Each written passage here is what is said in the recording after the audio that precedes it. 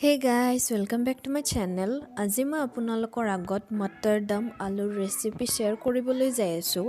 ভিডিঅটো ষ্টাৰ্ট কৰাৰ আগতে যদি আপোনালোকে মোক এতিয়ালৈকে ইনষ্টাগ্ৰামত ফলো কৰা নাই, তে ফলো কৰিব পাৰে। মোৰ ইনষ্টাৰ লিংকটো ডেসক্ৰিপচনত দিয়া থাকিব। সো বলক ভিডিঅটো ষ্টাৰ্ট কৰো। অলপমান তেল গৰম হ'ব দিম। তেলখিনি যেতিয়া গৰম হ'ব মই ইয়াতে 3টা সৰু পিয়াজ এনেদৰে কাটি দি দিম আৰু ভালদৰে ভাজি থাকিম যেতিয়ালৈকে পিয়াজৰ ৰংটো চেঞ্জ নহয়।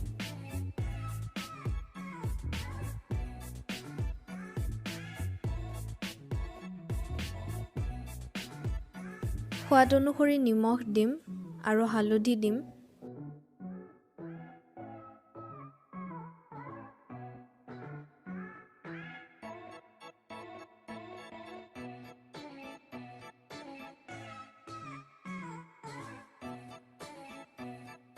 এতিয়া আদা নহৰু পেষ্ট দিম আৰু গুটেখিনি ভাজি থাকিম যেতিয়ালৈকে আদা নহৰু কেঁচা গোন্ধটো গুচি নাযায়।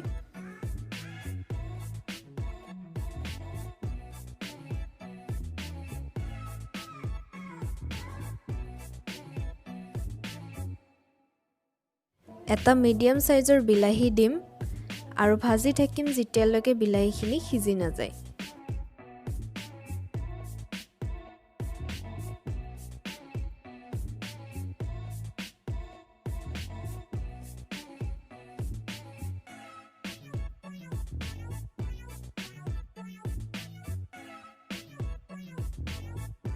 মছলাখিনি দিয়াৰ আগতে অলপমান পানী দিম আৰু গেছৰ ফ্লেমটো লো কৰি দিম।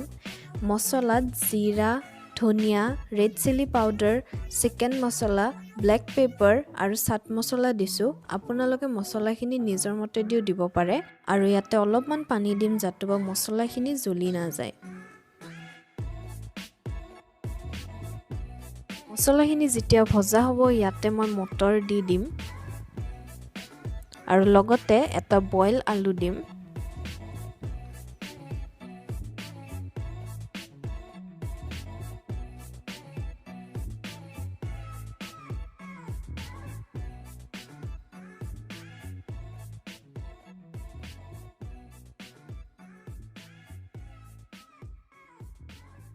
এতিয়া গ্ৰেভিৰ মতেদি ইয়াতে পানী দিম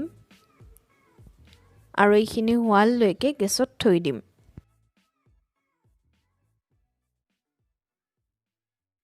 আমাৰ মটাৰ দম আলু ৰেচিপি হৈ গ'ল। এতিয়া মই গেছটো অফ কৰি দিম। সো গাইজ আজিলৈ ইমানে। ভিডিঅটো যদি ভাল লাগে লাইক কৰি দিব, শ্বেয়াৰ কৰি দিব আৰু মোৰ চেনেলটো সাবস্ক্ৰাইব কৰিব নাপাহৰিব। Thank you everyone.